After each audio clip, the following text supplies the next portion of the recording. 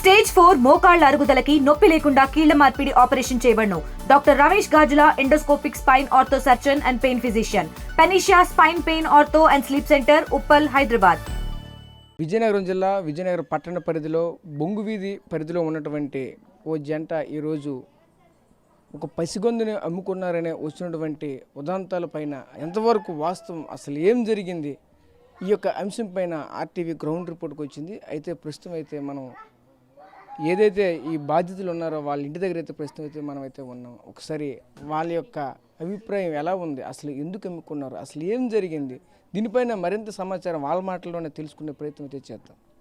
ప్రస్తుతం ఏదైతే ఈరోజు విజయనగరం జిల్లా వ్యాప్తంగా సంచలనం రేపుతున్నటువంటి ఏదైతే ఒక పసిబిడ్డని అమ్ముకున్నారంటూ వస్తున్నటువంటి కథనాలపైన ఈరోజు ఆర్టీవీ గ్రౌండ్ రిపోర్ట్కి అయితే వచ్చింది. అసలు ఏం జరిగింది ఏంటని ఇక్కడ ఆ తండ్రి అయితే ఉన్నాడో అసలు ఆ తండ్రితోనే మాట్లాడి మరిన్ని వివరాలు తెలుసుకునే ప్రయత్నం అయితే చేద్దాం. చెప్పండి, అసలు ఏం జరిగింది ఏంటి, ఈరోజు మీ పసిబిడ్డని అమ్ముకున్నారని అయితే బయట కథనాలు అయితే వస్తున్నటువంటి నేపథ్యం అయితే కనిపిస్తుంది. అసలు వాస్తవమేనా, అసలు ఏం జరిగింది ఏంటి అనియా? వాస్తవం ఏంటంటే నాకు 2 పిల్లలు, ఆడపిల్లలు, ఒక బాబు పుట్టాడు, 3 పిల్లలు, 4వది బాబు పుడితే మా వదినమ్మకి ఇద్దామనుకున్నాను. ఆడపిల్ల పుట్టింది. నేనేటి చేశానంటే మా చెల్లికి ఇచ్చుకున్నాను. మా చెల్లికి పిల్లలు లేరు అనుకోండి, అదే వాస్తవము. దానికి మించి మీరేంచి ఇది పెద్ద చేసుకొని ఇచ్చేయకండి. మాది చాలా పేద కుటుంబం. ఇలాంటి కూడుంటే ఒకరోజు అన్నం ఉంటే ఒకరోజు అన్నం ఉండదు. అలాంటిది వ్యక్తిత్వం మాది. అంటే ఇప్పుడు బయట ఏం చెప్పుకుంటారంటే 1,05,000 రూపాయలకు ఆ బిడ్డని అమ్ముకున్నారు, ఒరిస్సా వాసులకైతే అమ్మారని వస్తున్న కథనాలు అయితే బయట వినిపిస్తున్నాయి. దీనిపైన ఈరోజు జిల్లా వ్యాప్తంగా ఒక చర్చనీయాంశంగా మారినటువంటి పరిస్థితి కనిపిస్తుంది. దీన్ని ఎలా చూడాలి, అసలు వీళ్ళందరికీ ఏం సమాధానం చెప్తారు? ఇవన్నీ మూఢనమ్మకాలు అనుకొని చెప్పుకోవచ్చండి. ఇవన్నీ ఉత్తు మాటలు, పుట్టించిన మాటలు. పుట్టించి ఇచ్చేస్తే మా ఆవిడికి ఇప్పుడే ఆ మాటలన్నీ చూసేసరికి మా ఆవిడ గారు బ్లడ్ కక్కుని అలా పడుకుని పోయారు. హాస్పిటల్ తీసుకెళ్ళి ఇచ్చేసాను నేను. మళ్ళీ మీరు ఇలాగా ఇచ్చేసారంటే నేను, నా భర్త, మా ఆవిడ, నేను ఇక్కడే కాల్చుకొని చచ్చిపోతాం ఏకంగా. ఈ విషయంలోనే మళ్ళీసారి మా ఇంటికి రాకూడదని కానీ సమయంగా మనం చేసుకుంటున్నాను. అంటే అధికారులు కానీ ఈరోజు ఉన్నటువంటి జిల్లాలో ఉన్నటువంటి ఐసీడీఎస్ అధికారులంతా కూడా ఎక్కడికి వచ్చిన పరిస్థితి కనిపిస్తుంది. వీళ్ళు కూడా అదే చెప్తున్నటువంటి పరిస్థితి కనిపిస్తుంది. అధికారులంతా కూడా మీ ఇంటికి ఇప్పుడు ఆల్రెడీ వచ్చినటువంటి పరిస్థితి కనిపిస్తుంది. ఆ పిల్లల్ని ఇప్పుడు ఎక్కడ పెట్టారు, ఆ పసిగొంతు ఇప్పుడు ఎక్కడ ఉందని అడుగుతున్నారు. ప్రజెంట్ ఇప్పుడు ఎక్కడ ఉన్నారు ఏంటి, ఎవరికి ఇచ్చారు ఆ పసిగొంతు? మా చెల్లికి అనియా, మా చెల్లికి ఇచ్చాం. మా చెల్లి దగ్గర ఉన్నది. ఎక్కడ ఉంటారు? నేను గవర్నమెంట్ ఆపరేషన్నే. నేను నెలకి 21,000 జీతం. నేను సంపాదించుకుంటున్నాను. నాకు ఇది కాదు. బాబు పుట్టారంటే మా వదినమ్మకి ఇద్దాం అనుకున్నాను. పాప పుట్టింది, మా చెల్లికి ఇచ్చాను, అంతే. దానికి మించి ఇంకేటి లేదు. ప్రశాంతంగా ఇది కొంచెం ఇచ్చేస్తే మాకు సంతోషంగా ఉంటుంది. లేకపోతే ఏంటంటే మేము పిల్లలకు అమ్ముకున్నట్టుగా ఇచ్చేస్తున్నట్టుగా మొత్తం అని చెప్తుంటే మాకు మైండ్ అంతా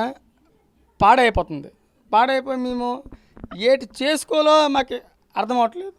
ఒక్క మాట చెప్తున్నాను, ఇది మాత్రం బాగా ఆలోచించుకోండి. మంచిది ఎప్పుడు బయటికి ఇది అవ్వదు. మాకు కొంచెం అర్థం చేసుకోండి మీరు. అర్థమైందా? ఇదే నేను చెప్పేది. సో చూసాం కదా, ఆ తండ్రి అయితే తీవ్ర ఆవేదన వ్యక్తం చేస్తున్న పరిస్థితి కనిపిస్తుంది. ప్రస్తుతం మనం చూడొచ్చు, ఏదైతే వాళ్ళ ఇల్లు చూసినా సరే ఒక కడుబేద వారు ఉన్నటువంటి ఇల్లు అయితే కనిపిస్తుంది. ఎందుకంటే ఇల్లు కూడా ఒక రేకుల షెడ్తో అయితే మొత్తం కనిపిస్తుంది. ఉన్నటువంటి రూములు కూడా 2 రూములే ఉన్నాయి. అయితే ఇంత ఇరుకైనటువంటి సందులో ఉన్నటువంటి ఇంట్లో మేమైతే చాలా భేదవాళ్ళము, అసలు మాకు ఎటువంటి సంబంధం లేదు. ఇది కూడా ఈరోజు ఈ వస్తున్నటువంటి కథనాలు కూడా అన్నీ తప్పే అంటూ మరొకవైపు చెప్పుకొస్తున్నారు. ఎందుకంటే మేమైతే మా సొంత అక్క చెల్లెలకు మాత్రమే ఈరోజు మా యొక్క పుట్టినటువంటి బిడ్డని అయితే మేమైతే ఇచ్చుకున్నామే తప్ప, కానీ మేమేం అమ్ముకోలేదు. మేము అమ్ముకోవడానికి అయితే అంత దిగజారినటువంటి పరిస్థితి మాకైతే లేదు. నేను కూడా మున్సిపల్ ఆఫీస్లో అయితే పనిచేస్తున్నాను. నాకైతే అంతటి ఇబ్బందికరం, అంత దౌర్భాగ్యకరమైనటువంటి పరిస్థితి కూడా నాకైతే లేదు. నేనైతే అన్ని విధాలుగా నాకైతే తెలుసు, కానీ వస్తున్నటువంటి కథనాలన్నీ కూడా తప్పు అంటూ కూడా తండ్రి కూడా తీవ్ర ఆవేదన చేస్తూ మనతో పాటు చెప్పుకొస్తున్న పరిస్థితి కనిపిస్తుంది.